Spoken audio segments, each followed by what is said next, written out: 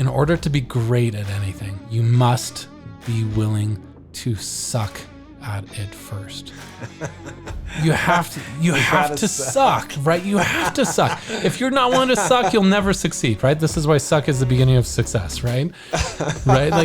Like you have to suck. And most people don't want to suck. Most people want to look good.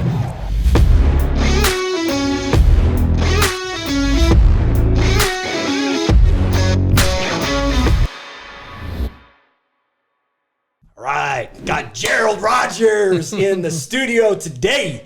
Man, it was pretty cool. I met you several years ago. What do we guess? 2019? Is that about the time? Well, I think we originally met back in 2015 or 16 when we were building our big Limitless events, and that's when you first came into our world. But that's the last time I saw you. I think was 2019. Yeah, because at the time, I think the time I was doing it, you were doing all kinds of crazy events, but you were doing even magic shows with Tony Robbins type people at his events, right? Yeah, so one of the things I do is a hypnosis show. So yeah, at a Tony Robbins event, we did a hypnosis show. It was just for the group of platinum partners who are like the high level members of that community. But yeah, his high level community partners that you were engaged with. Yeah. Dude, that's legit, bro. Yeah, that's legit. Yeah, it was a crazy group of people. I mean, all these people it costs like $120,000 to be part of the group for a year, and so it's just like this crazy investment. But meet so many outrageous people that are like also insanely passionate about personal growth, and so it's just fun to be around people like that. Yeah, dude, that was legit because I think that's where you met. Well, actually, I don't know if that's where you met Sean Callagy, right? You actually knew. Or did you know Sean before that? No, it was through that group that I met Sean Callagy. Yeah. That's how you met it. Because then when you and I met, I met you at one of his events. Actually, I saw you on the airplane. You got blue hair. I was like, dude, who's this guy with the blue hair? And then the next thing you know, I run into you at the event. And I don't even remember actually who introduced us at the event. And then all of a sudden we got talking. And then I went to one of your events. Yeah. Bro, that was cool. I remember. I was kind of surprised at how you got a group of people so opened up, so loose that we're walking around hugging each other, laying on the ground, laughing our heads off, and you figured out how to create connection among everybody inside that group. It was fun. Yeah. So that's quite a skill you had.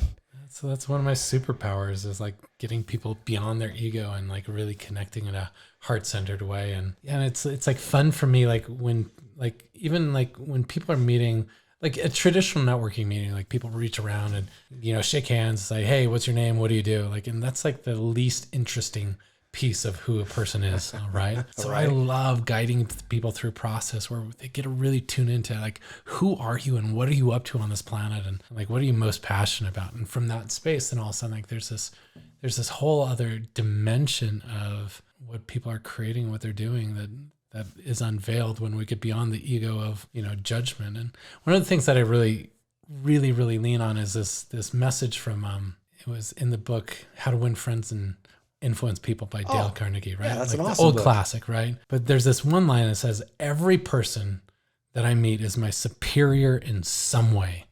And that I learn of them. I've kind of like made that my mantra. And I was like, rather than jumping into judgment, it's like, oh my gosh, I'm better than this person. Or I'm less important than this person. Like there's always this curiosity. It's like, what can I learn from this person? What does this person experience that I can actually, lean into and become a better person because of who they are? Oh, dude, I saw that play out. I mean, just as you said that, because you would always, when we were in your group, you were like, I see the greatness in you, and we would talk about that. Yeah. And try to do it. And that's obviously you trying to vet out what those unique characteristics that every person brings to the table that's like exceptional, right? Yeah, exactly.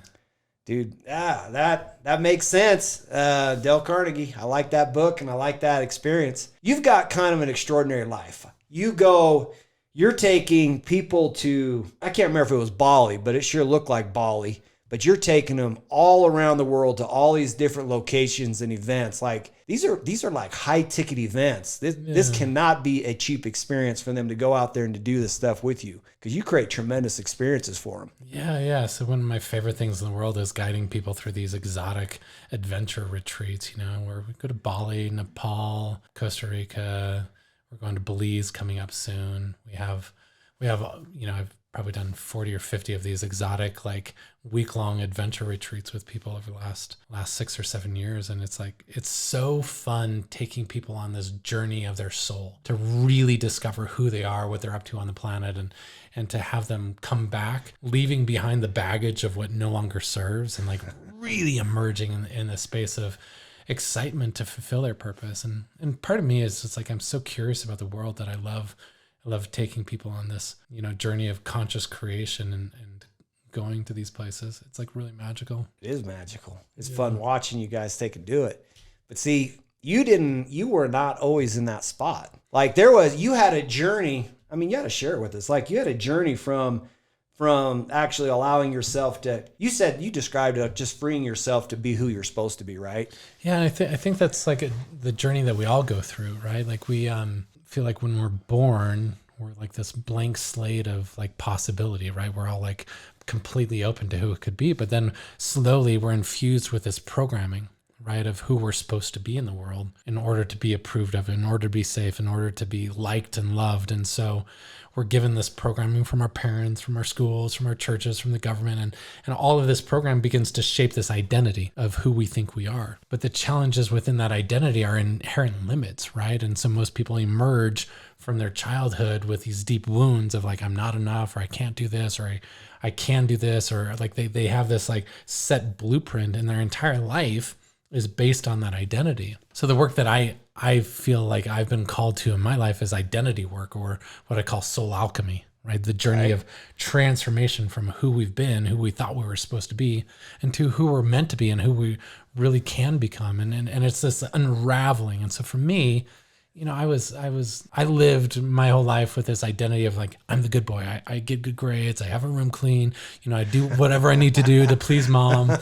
And then I got married, and I carried that identity into that relationship where I made my first wife my surrogate mother, right? Like she became my mother, and I was always trying to please her, always trying to do what was right. And within that, there was always this inherent feeling of no matter what I try, it's never enough. And so I never felt like I had enough money. I never felt like I could be free. I never felt like I could be fully expressed. And so I wore this mask everywhere I went, right? Yeah.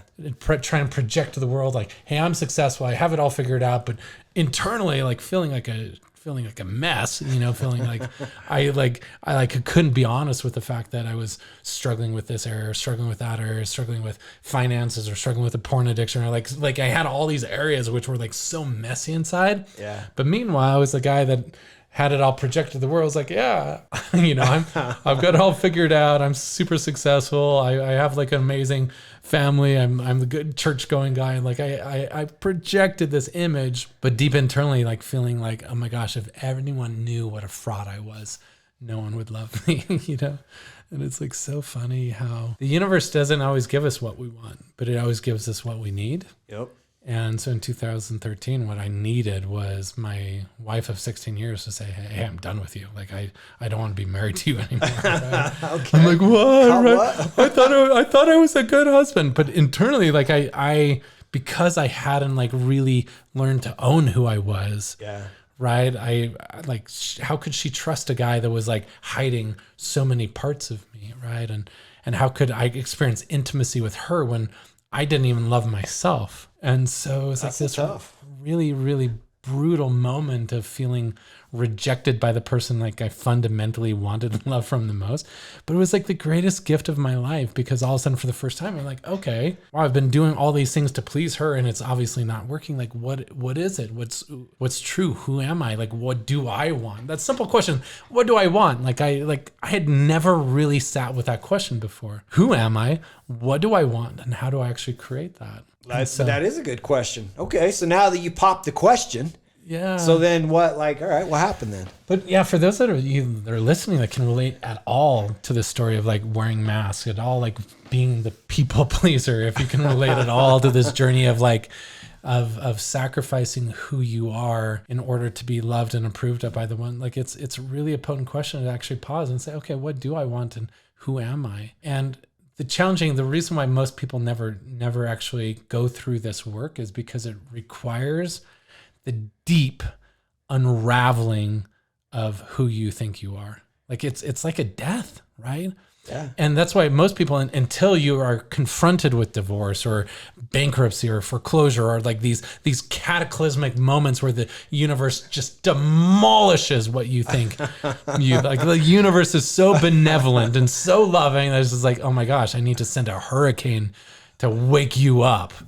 And you know, most people, you know, are terrified of that. So they like stay in this realm of what's comfortable. And the challenge is like the comfort, like you're all about becoming alpha, but like alphas don't stay comfortable because comfort is the enemy of growth. Yep. Comfort is the enemy of greatness. Yep. You know, because in that comfort zone, we're just attached to the world of what we've known, which will always limit it to our past identity. And so there's this moment of like surrender where we get to like shatter who we believe we are, which is the death of our ego. And most people hate dying, right? Which is why most people stay stuck to where they've been. You know, it's like human nature. They like to resist change. It's human nature. Like our brain subconsciously, like we don't want to change because change means death. It does, right? Right. And so it triggers all of this fear. But like for the alphas, like it's just like, no, we lean into change with courage and we're willing to let go and we're willing to step into the unknowing, you know, and in the unknowing, then the curiosity, like, okay, who am I? Who am I really? Like if I wasn't trying to project anything to the world, if I wasn't trying to get likes on social media, if I wasn't trying to get approved of by the women in my life, who am I deep at my core? And learning how to love like the deepest shadow, right? The deepest, like ugly parts of us, right? Like to love, absolutely love that part. And to also simultaneously love like the greatest brilliance and like feel the completeness of our being, like in that space of understanding and loving who we are completely and stepping into a space of unapologetic expression, right? Like a willingness to show up as all of us, right? Yeah. Then in that space, the curiosity of like, okay, what do I want? What is it that my soul yearns to experience? What is it that I want to create? Who is it that I want to be around? Like all of these things like begin shifting our experience of reality. And when we give ourselves permission to show up as all of us and to pursue what's true for us, then all of a sudden like this magical road of possibility unfolds, right? So for me, like prior to 2013, I never traveled. I never experienced the world, but my soul was like, what do I want? Wow, I want to go experience the world. I really want to go travel the world and bring people along that want to have these epic experiences. And I started to develop like this new connection to God and my purpose and all these things. And so I just made the commitment. It's just like, okay, I don't know how I'm going to do it. I'm just going to do it. And this is like that part of conscious manifestation, right? So many people get stuck in like worrying, how am I going to do this? And so they become like these whiny little bitches that are always in the preparation, but not the doing, right? Always prepper and never getting it done. Yeah, and like we were having this conversation, what alpha is. Alpha is someone that just fucking does it, right? Just like makes it happen, just goes out and creates because they have a vision and they know it's up to them to make it happen. And then we stop lingering in the like procrastination because we're not ready, and we just like lean into like, I don't know how this is gonna work, but what I know is I'm just going to do it. Yep. And in that energy of creation, then all sorts of different possibilities and the right people show up. And so I think that moment of my death, yep, you know, of going through divorce catapulted me into this like this deep, resilient remembrance of who I am and knowing that I can create whatever I want. And one thing you hit on right there is I see people do it all the time. Indecision, trying to eternal preppers. Like, I've got to wait for the time to be right. I'm like, dude, it'll never be right. Yeah. Like, not until you just lean in. And like, how did you actually in your own mind resolve that? Because obviously divorce hit, you're like, what the heck? Life got weird for you. That was something that you obviously were trying to avoid, but life brought it to your doorstep anyways. Yeah. So it's an interesting question because I think there's two components to it. One is like just human design, like how each of us is hardwired. And there's 4 different personality types that I talk about in the training, because like this is what helped me understand me. The first is the healer personality. The healer personality is all about connection, love, contribution. It's all about like intuition and like just really loving and creating this nurturing space. The next is the oracle. The oracle is the one that's detail oriented and loves strategy and blueprints and like wants to have it all figured out, right? Okay. Yep. And then there's the warrior personality, which is the alpha like leader, like let's jump in, make it happen. It's all about the results.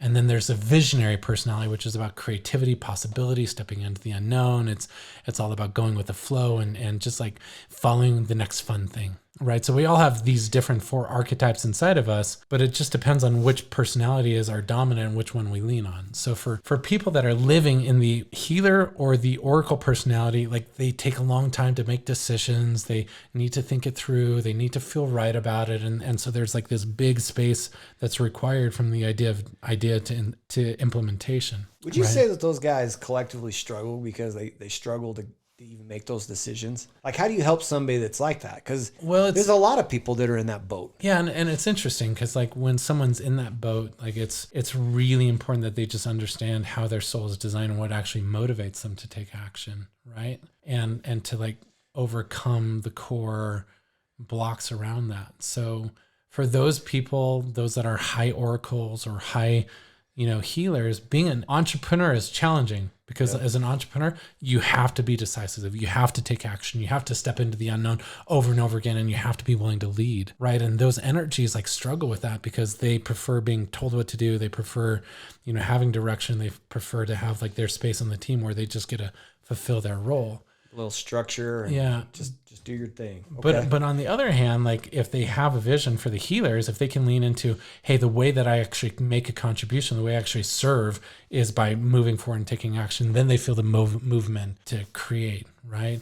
If the oracle feels like movement, taking action is a way for them to build more perfection and create more order in the world, then they'll act, right? It's all about understanding what the soul's unique motivators are. Oh, yeah.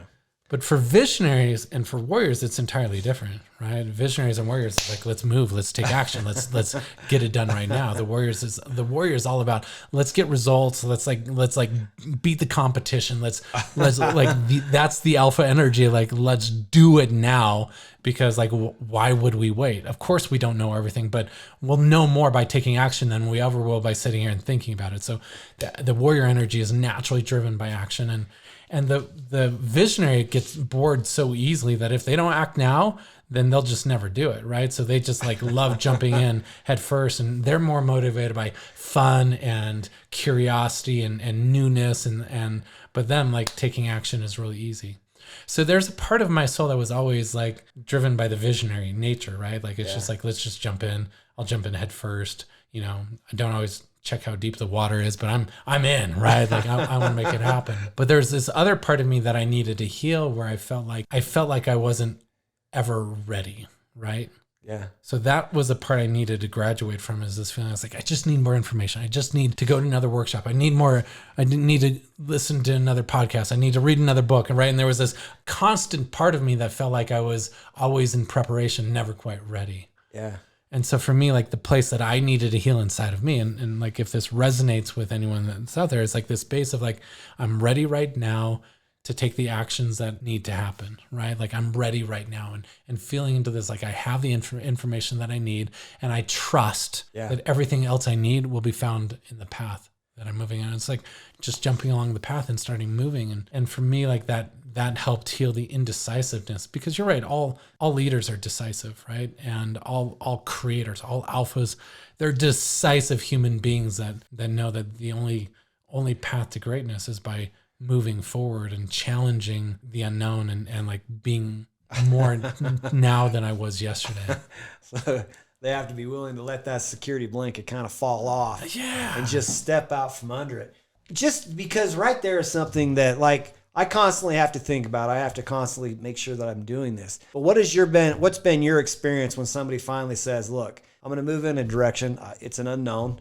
And they let that security blanket fall off. What's your experience? Do you find that like the little Yodas show up along the way and start to coach and guide them, or what? So here's what I find. As long as you're on the path of your purpose, right, everything will work out. And the resistance that you experience along the way, because it's not going to be perfect. Things aren't going to work out the way you expect them to. Like anyone that starts a business, that thinks it's going to be all roses and money and profit and ease and flow and freedom. And you're like, you've never started a business, right?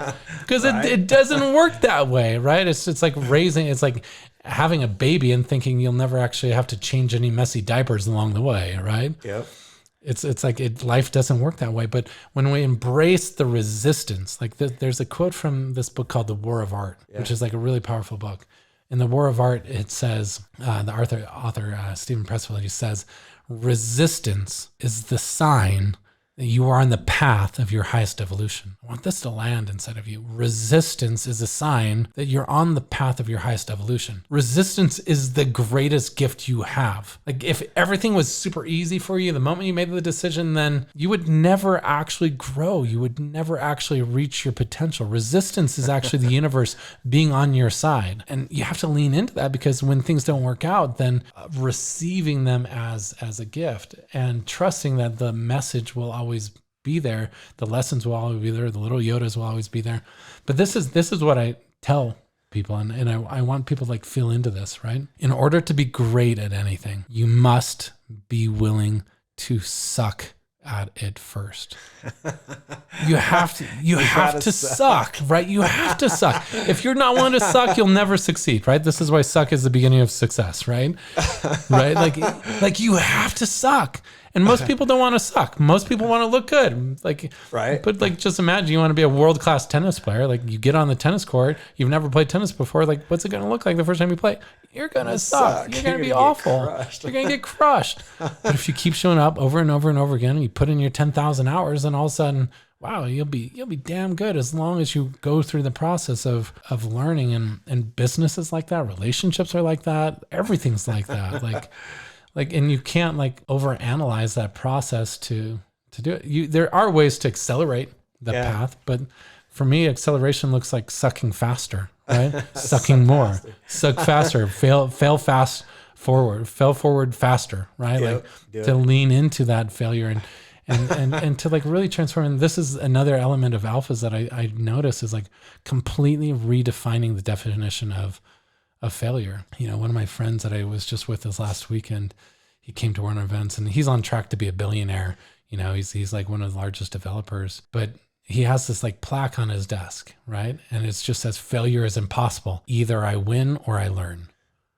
Right? He just has this mantra. It's like, it's impossible for me to fail. Either I win and get the result I want, or I learn and I become better. And then I try again and I become a more powerful competitor in whatever I'm doing. Like, and you know, that's the mantra that's led his life to become, you know, I mean, soon he'll be a billionaire, right? And it's just like that space of redefining. Like if we knew that failure was impossible, what would we do? What would we try? Yeah. Like, what wouldn't you try? Yeah. Like, why would you try anything that you wanted to do? Yeah. It's just like, okay. So the question is like, what do you want, and what do you want enough that you're willing to fail, that you're willing to look stupid, right? Willing to look dumb. If you're willing to look stupid, or you're willing to fail, then great. You have a chance of success. If you're not actually willing to look stupid, then like find something that actually drives you enough that you are. Dude, I had I think it was last week.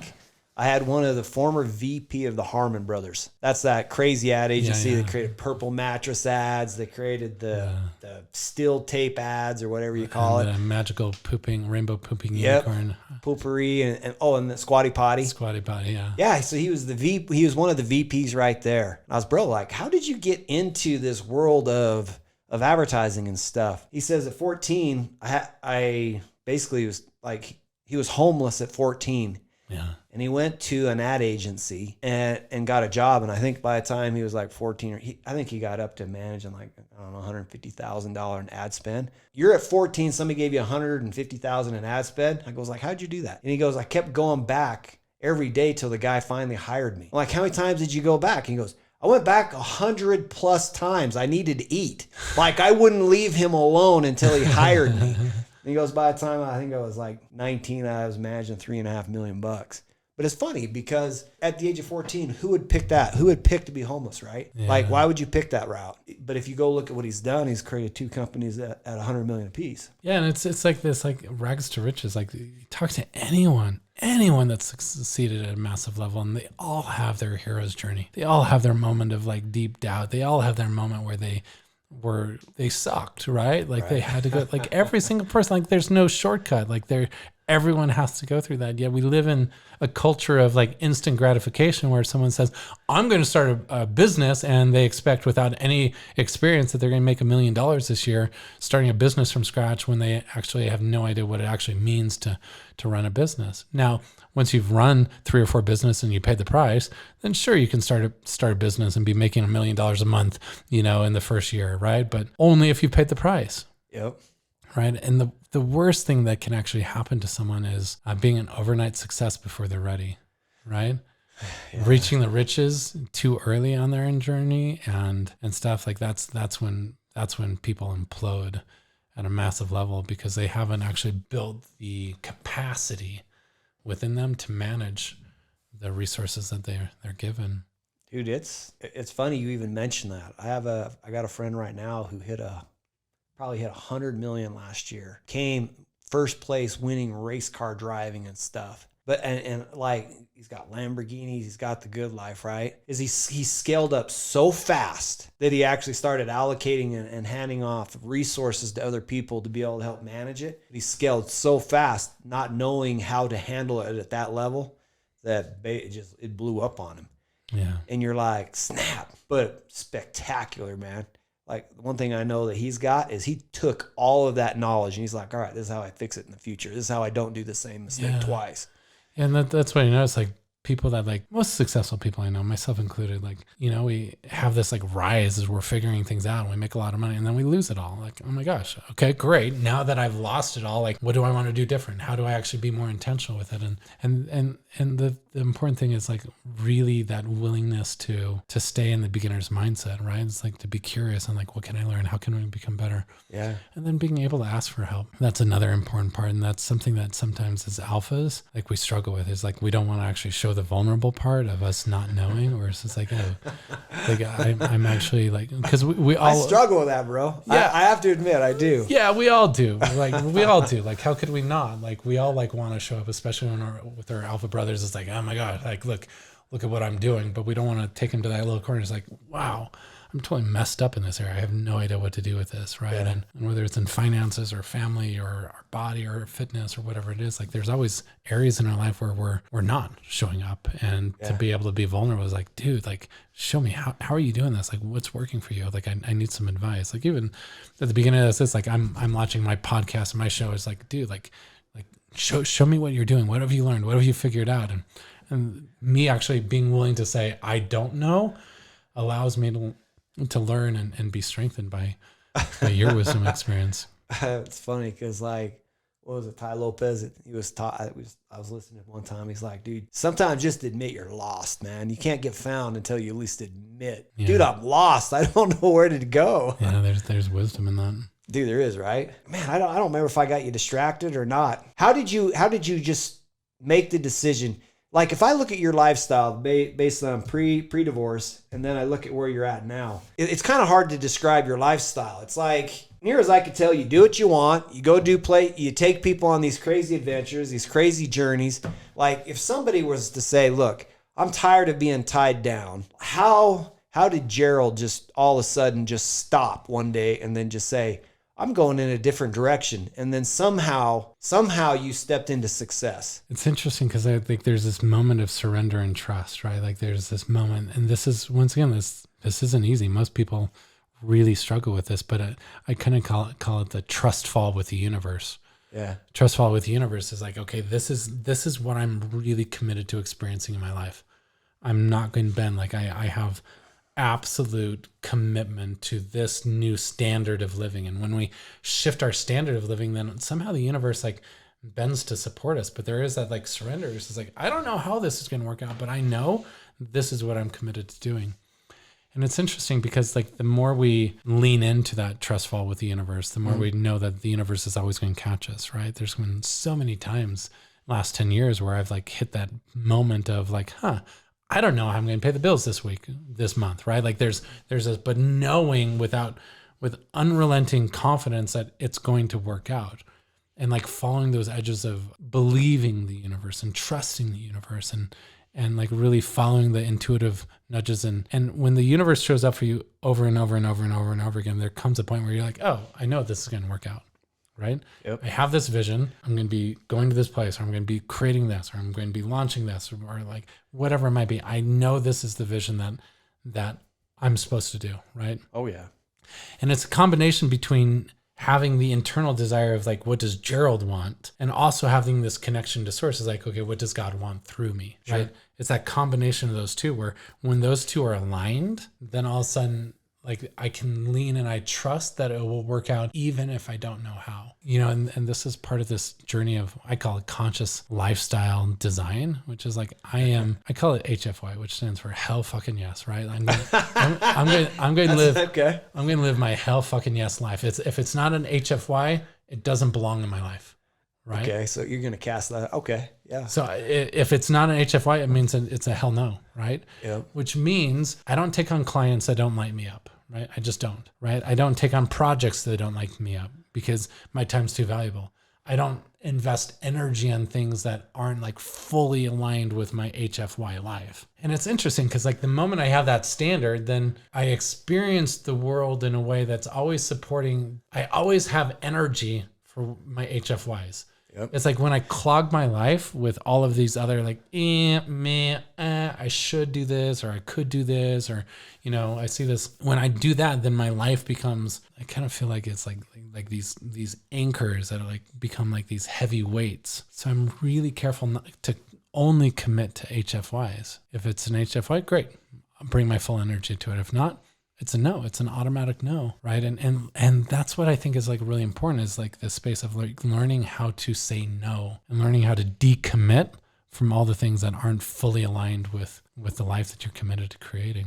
Boy, you ought to throw a few examples out there, because I'll tell you a mistake I'm making right now. I can feel it. I saw it yesterday. I was frustrated as all heck, because I'm trying to figure out ManyChat, integrating ManyChat into my website and stuff. Yeah. And I'm like sitting there like pulling my hair out. I'm like, dude, you know what? I don't know if this is a good use of my time. Actually, I might be better off if I hire somebody to do some of these things, because it's like driving me in. I went into a do loop of procrastination, not getting crap done, because I was like driving me nuts. Yeah, perfect. So that's a great idea of like looking at all the projects that you're working on and figuring out, okay, which projects are the most important, right? It's the 80-20 rule. Yeah. 80% of the things you do only get 20% of the results. 20% of what you do get 80%. What would happen if you only focused on the 20%, right? Which your strengths, your gifts, your talents, the things that light you up, and then learn to either outsource the 80% or just not do them at all. Like, what would that look like? And then also like looking at projects. Like a great example for me was a few years ago, I had this friend that was like making a ton of money through this network marketing company. Like he was making a ton of money, and he talked to me. He was like, dude, Gerald, this would be so easy for you. You're so good about enrolling people. And the network marketing company was around like, it was like a platform to teach people how to trade like Forex on the Forex exchange, right?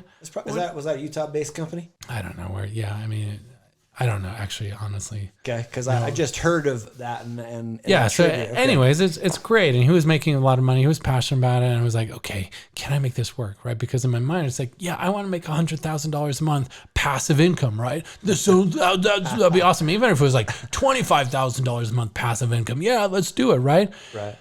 But I don't give a damn about Forex. Like, I don't care at all. I don't care about the technology.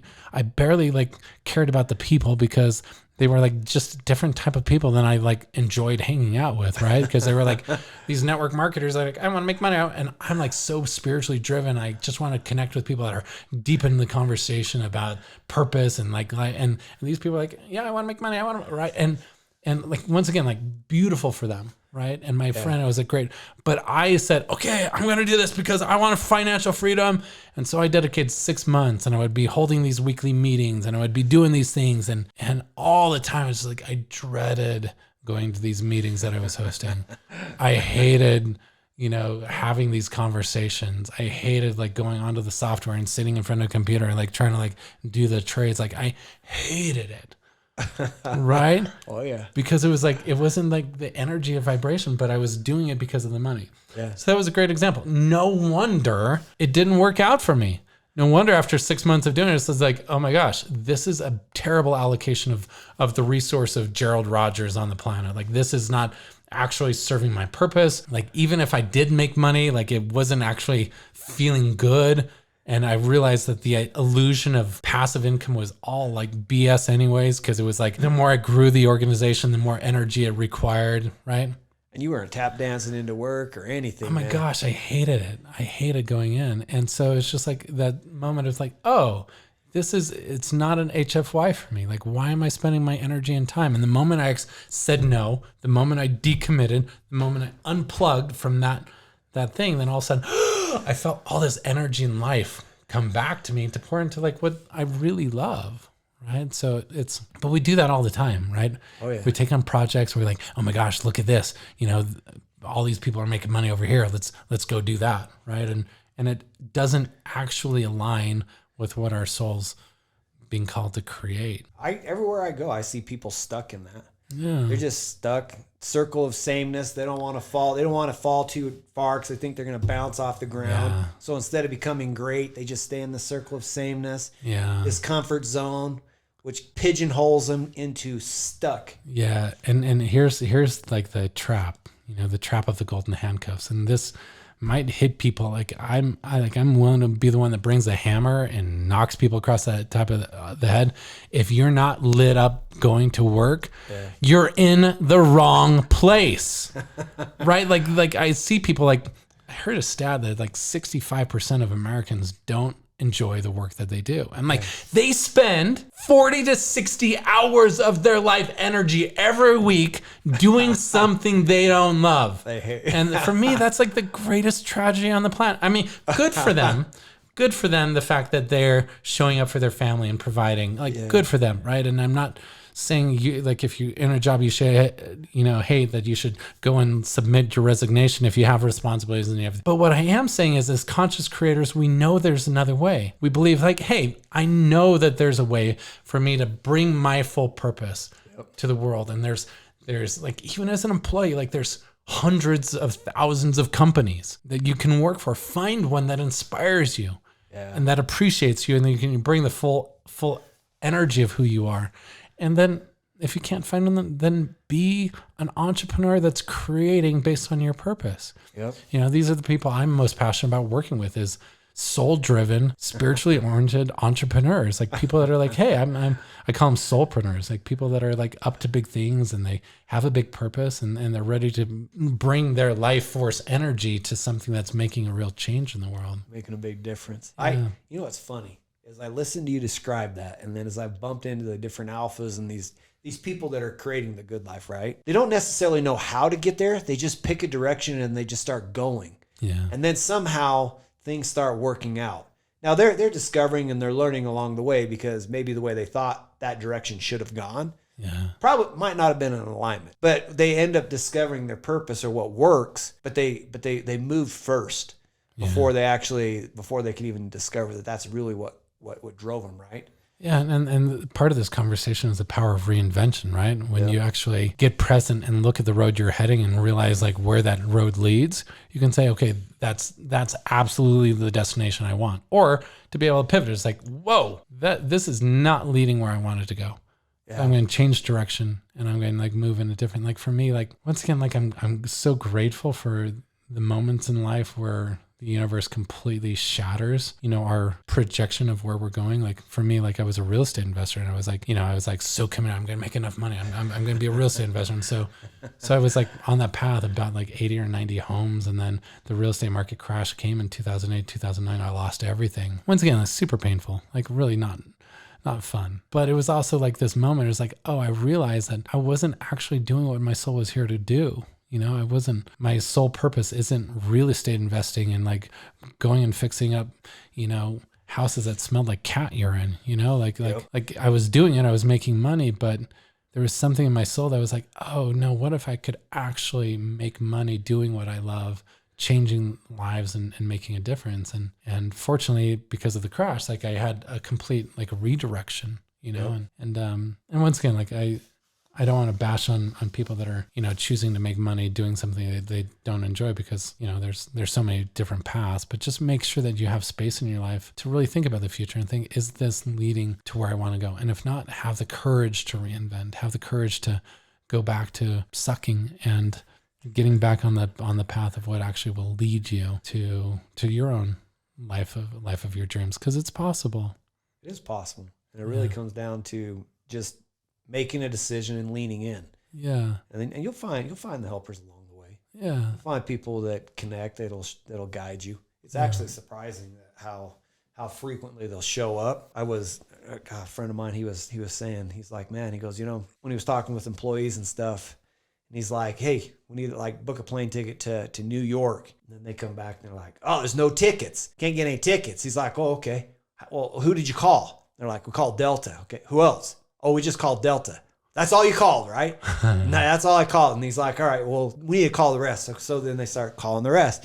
Come back. Hey, we still didn't find it. He's like, okay. Did you exhaust all options? No. Well, they think they did. And he's like, well, is there any cars available for rent? Like, there's got to be a way. And he's like, you know what? He goes, if you went through every one of those, you couldn't find a plane, you couldn't find a car, you couldn't find that. I'll bet you if you started walking, somebody would be going to New York you could go with. but you have to go. Yeah. And one of my friends taught me this principle, which is like really powerful. He says, the person with the most flexibility wins. Be committed to the destination, but flexible in the approach. Yep. Right? Like that's like this like mantra of like successful people. It's like, okay, what else? What else can we do? What else is possible? And that simple question helps navigate to the world of possibility rather than, you never get stuck if you have that mentality. Yep. You never get stuck, right? There's always a solution. That's what's powerful. But most people don't even know what direction they're going in and what they're actually committed to, and they're unclear. And so their energy is dispersed in all these different directions. And when they get blocked in one way, they just like, okay, I guess I'm doing this instead. And they don't consciously like stay in the driver's seat of their life. Yeah, it's unfortunate, right? You got somebody on a private consultation. What are you going to say to him right here, right now? It's like, okay, this is how you're going to move. Like step 1, step 2, step 3. I don't even know if you have steps, but what would you say? This is what we need to do right here, right now. Well, the first question is always, what do you want? What do you want? What do you want? Like, what do you want? Second question is, why do you want that? Yep. Do you really want that? Are you wanting it just because of your ego, or are you wanting it for a deeper soul reason? Right? So somebody walks up to a ticket counter and says, I want a plane ticket. You're like, cool, where do you want to go? Yeah. Don't show up at the counter. I can't help you, right? That's what you're saying. So you want the ticket. Yeah. What do you want? But then also, like, why do you want it? Like what is it inside of you that's willing to go through the resistance? Because like if you only want what's easy, then nothing big will ever happen in your life. So why do you want it? And is that why big enough? Yeah. And then the question is like, okay, what price are you willing to pay? Okay. Because there's always an investment. There's always an energy exchange required. So either time, money, but whatever it is, you're going to put something just in. An investment of like, yeah, like who you are. Like there's always an investment that's required. And like, are you actually committed? Like so many people say, I want to be a billionaire. Oh yeah. Do you really?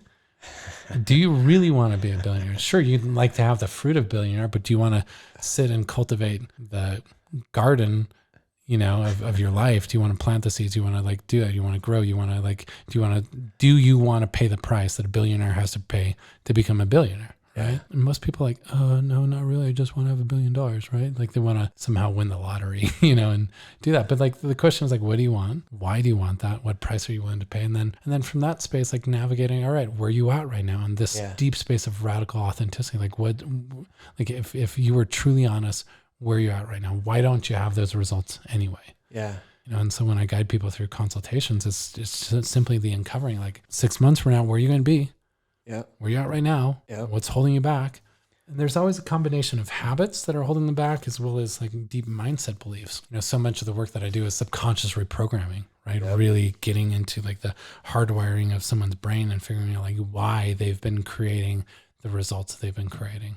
Yep. How they've like reached this limit in their life, and then the process of figuring out what beliefs need to be broken through and dissolved and shattered, and how to actually step into the energy and the belief system of that person that already has those results. And then everything from there is just like simply inspired action, right? Yeah. What is probably one of the most common, I mean, I guess this might even be a hard question to even answer, but what's one of the most common beliefs that people have that's wrong, that literally is stopping them? Gosh, it's so many. I mean, so many, but it seems like everyone at some level is crippled by these three, like I call them the three master limiting beliefs. One is I'm not good enough. Yep. One is I'm not lovable. Okay. And one is I'm not worthy. Right? Okay. Like those are the three master beliefs that are somehow underneath every other belief, right?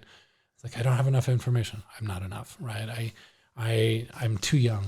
I'm not enough. I'm too old. I'm not enough. Or, it's like no matter how hard I try, it's never going to be enough for the people I like. Like there's some internal like hard wiring. And it's what's interesting is I'll say this because this is actually important to acknowledge too. Sometimes the limiting beliefs, especially for alphas, are what drive them forward. And I want to explain that. Yeah, no, like I meet so many people that are like crushing in their business and they're like, but they're more and more and more. And no matter how much money that they're making, they're like, I need more money, right? They like, as soon as they reach $1 million market, it's like, if only I was making $10 million, if I was only making like, and so they're driven. And so they reach like this space where they have so much financial abundance, but their life is miserable because it's all driven by this internal not enoughness, and not lovable and not good enough. And so they're like striving to be good enough for their dad who like never seemed to approve of them. And so they reach all this financial result only to find themselves still miserable. Right. Yep. So it's that balance between creation, but creation from like these core parts of us that are balanced and whole and complete so that they can enjoy their family, they can enjoy their life, they can enjoy the creation, and they can create from a state of abundance rather than scarcity. Dude, it's crazy when you describe that because it's true. Like the guy that created Victoria's Secrets, dude went and committed suicide, right? It's like, excuse me? Yeah. Like what? It's interesting because Tony Robbins, like he wrote this book and he interviewed like over 100 billionaires. Yeah. 100 billionaires, these people that created, and he said only 3 of them were authentically happy. Authentically happy. Yeah. Like all these people that had everything that most people perceive as success and wealth and abundance. And only 3 of them actually experience authentic internal wealth, right? Because they were all driven by like this deep, like feeling of never being enough and not being able to manage, not being able to trust, like feeling like they weren't lovable, like all of them. And so it's interesting because of course we all want to experience like true financial abundance, but prosperity, like true prosperity has to come in all these different areas. And so building on the foundation that actually allows this holistic success is really important. Yeah, dude. I mean, there's truth to that. Yeah. Man, bro, so question for you. People that listen to this podcast always talk about rags, riches, and stuff. But you're just hitting on another fundamental. Like, who cares if you've got all the money in the world if you're broke inside, right? If you're not happy. But that's where your expertise comes in. Is you're like, cool, well, we can help you make the money, but let me figure out how to make it so that you could be actually happy with yourself as you make this transformation. And for me, the fulfillment piece is actually the most important, right? Yeah. I love working with people that have financially experienced like a total abundance, but they're like, I feel really empty inside. Yeah. I love working with people that are like at the top of their game financially, but they're like realize that there's a whole another edge of spirituality and fulfillment and connection and love and relationship that they've been missing out on because they've been pursuing this financial goal, thinking that that's going to fill the endless black hole inside of them of not feeling like they're good enough. I love working with them because when we can actually spiritually tune them into who they are, when we can actually fill that hole and get them to like really, really deeply, unconditionally love themselves, when we can get them to really access this space of unconditional love for themselves and for others, and all of a sudden they have the real form of abundance that they were always searching for, but that could never be found in money. Yeah, crazy enough. Money solves a lot of problems, but it doesn't close them all. Yeah, it feeds you, it gives you entertainment, but it sure as hell doesn't actually make you feel like you're worthy of love or that you're deeply connected or make you feel, it doesn't feel like we all want money. We all deserve money. Yep. But it's like the deeper level of fulfillment of like feeling like really walking around in a deep state of gratitude. What's powerful is like when you actually learn how to access like this spiritual abundance, then the financial things actually have little relevance to how happy you are. Yeah. Right? Like the happiest people I've ever met on planet Earth, the happiest humans I've ever met on the planet are these orphans in Nepal. Oh, okay. Yeah, and I've gone to visit them 5 times now, and every time I go, I like they're my mentors of happiness. And you walk in their place, and they're so loving, they're so joyful, and they have so much fun, and they're so deeply connected, and their hearts are opened wide. They like most of them don't even have their own pair of shoes, right? They like share community shoes, and they share blankets and stuff. But they're happier than any ultra wealthy person I've ever met, right? Because they've tuned into like this space. And once again, like I want to emphasize, like you deserve to have wealth and happiness, but don't confuse fulfillment from that path. You know, let riches provide the home and the comfort and the food and the travel, like enjoy that. But none of it matters unless you live in a deep space of gratitude, which is what these kids in Nepal, like they walk around beaming with gratitude, beaming with love, and like really in this authentic space of joy, like joyful, right? And so every time I go there, it's like, oh, okay, these kids get to remind me, you know, how to actually stay tuned to this frequency as I'm creating, as I'm, you know, doing the things I'm doing. Like, I like the fact the way you described it, because the one thing that comes to my mind is Warren Buffett's like, dude, it is deeply frustrating for a wealthy man not to be able to go buy love or to be able to buy some of those things that you're describing. Because, dude, if anybody had the money to do it, he does, right? And he's like, I can't buy it. I can't buy it, and it drives me nuts. Yeah, that's honest, you know, and then to realize, oh, it's accessible in every moment. It's accessible with every person. Like love is the easiest to access resource when we actually slow down and we're present. So be present. But most of us haven't tuned into it. And if there's a block inside that says I'm not lovable, or I need to earn my love by, you know, getting these results, and then all of a sudden there's like, it makes it impossible to actually feel the frequency of love because we're not actually tuned in. But like when we learn how to tune in, it's like we can walk around to that state of love and presence and joy and wonder and gratitude no matter what's going on. And this is I was listening, are you familiar with who Sadhguru is by chance?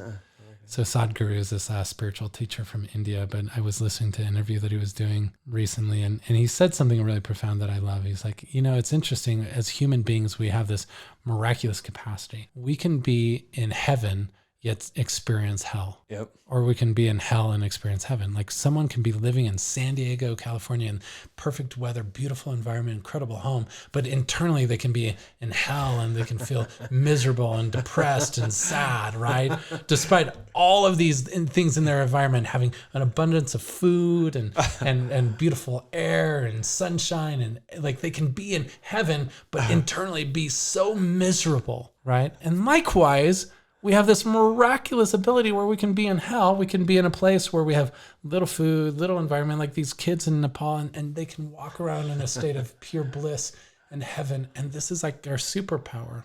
But most people don't know how to actually activate the superpower. And so they walk around in a suffering state. You know, they walk around in misery and pain and drudgery and like, right? Here we are in the most abundant time in the history of the planet, yet most people are experiencing depression or sadness or like whatever it is. And we're like infinitely blessed because we haven't actually learned how to experience like this blissful state no matter where we're at. And you know, it's interesting. It is interesting. Yeah, it's fascinating, but it's like, this is my favorite thing to tune people in. Like, this is what our retreats are about. This is what our experiences are about, is helping people understand how to experience like this deep level of fulfillment and deep level of joy, deep level of wonder and magic in their life and deep connection. Yeah. So that they can live their purpose more fully, so they can be aligned, so they can operate from a state of overflowing love and creation energy rather than creating from lack, which is what most people do. They do. They walk around with lack. Yeah. It was Ty Lopez that was saying, he's like, dude, he goes, these like these super hot chicks and stuff on Instagram. He's like, dude, they're messed up. Like, beautiful, they've got it all, but they're screwed up on the inside. I've never met like a model that didn't have like deep unconscious insecurities, like deeply insecure, like the most beautiful people. Why? Because all of their worth that they've been trained since they were a little kid has been built on this external facade, and they're always measuring themselves against an impossible standard. Yeah. And then take that to athletes, take that to, business owners. Like we all like create these impossible games where our insecurities make us feel like no matter what level we reach, it's not enough. And that's why I'm like anchoring in like this fact that like we all have these broken blueprints, like these viruses to our operating system that need to be cleaned up. Not so that you can create outrageous results, but just be broken inside. You'll just never enjoy those results until you actually master like this internal alignment. So if somebody wants to find you because they're like, all right, I got the good life, things are working, but I gotta fix the inside so I can enjoy where I'm at. How do they find you, Gerald? So here's the deal. You can always find me on Facebook, facebook.com/the real Gerald Rogers. For those, I actually feel inspired to offer this gift. Yeah. For those that are in this state where you've been creating, you've been doing meaningful things, you're up to big things in the world, you're driven by purpose, but you feel like this gap, you feel like this missing link, you feel like you need more fulfillment or you need a breakthrough, you need to have this. And so I'm offering this as a gift only for those that are really serious about knowing that there's a whole new level of spiritual and emotional fulfillment waiting for you. I want to offer an invitation to actually sit down and do a personal one-on-one. I have very limited space on my calendar, but I really love working with people that are motivated to create change and they're up to big things and they've created results, but they know that there's something, and then something in this conversation has sparked this awareness that says there's an answer. So for those that are interested in having that one-on-one personalized breakthrough session with me, just go to coachwithgerald.com. Once again, coachwithgerald.com. And there's a few spaces I've opened on my calendar where you can just sit down and we can have a deep, authentic, honest conversation about where you're at, where you want to go, and what are the next steps to get there, and what do you need to break through to get there. And if I can serve you, I'm on your team. And so that's my gift for you. And normally, I just want to emphasize, like I charge $1,000 an hour for coaching and consultation, but this is my gift as a way of like investing in your purpose and, see if there's alignment for us to support you long term. Oh, love it, man. Yeah. Dude, I loved having you on the podcast today, man. You gotta go find Gerald Rogers. Go check him out, man. I met him. He showed me a whole bunch of things, opened up my eyes, and that's why I wanted him on the show. Thanks for coming in today, man. Yeah, it's an honor. It's good to reconnect with you. And for all you alphas out there, just remember this is your life. So make it legendary.